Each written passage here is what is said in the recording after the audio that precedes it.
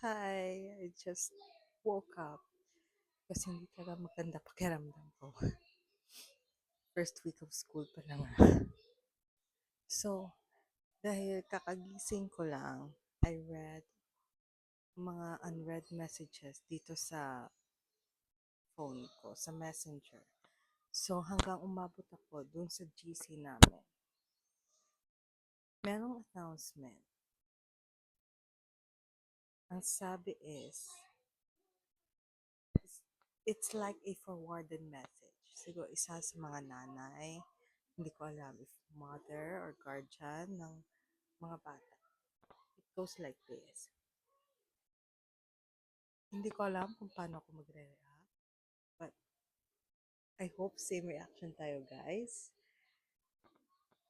Pero basta, it goes like this.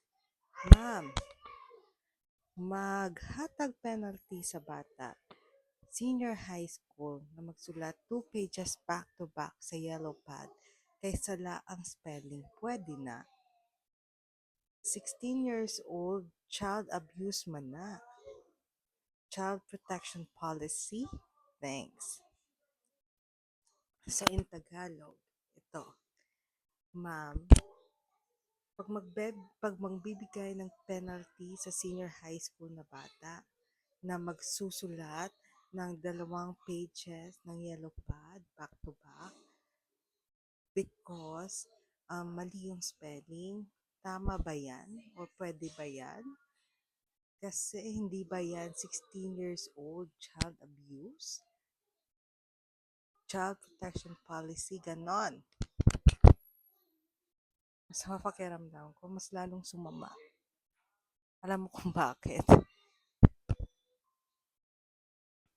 Sa totoo lang, hindi ko alam if this mother is older than me or younger than me or same generation ko lang. Pero for the nanay, Diyos ko Lord, wala ba ako na dan tudlo. Tapos ang una, yung pasulat, yung paneltahan. Kaya na ano ko, hindi ay dapat malipay ka. Kaya tungod incorrect ang bata mo sa spelling niya, nga ikaw galing mismo nanay, hindi mo ma-check sa 16 anyos mo mga bata, hindi siya kabalo mag-spell. Kaya nga na ano tong iya tudlo sa yun sulat yung 2 pages back to back, na utot, na amputate, naguba ang mataya. Kami kakitid, nagbigay sa utok sa mga ginikanan subo. Nga kung ikaw lang, matudloan mo ang bata mo mag-spelling, makorek mo siya. Not child abuse, child abuse. Diyos ko, how duwa ka yellow pad nga papel nga Nagsakit ang kalawasan niya, gintang kaso siya. Child protection policy, alam ka?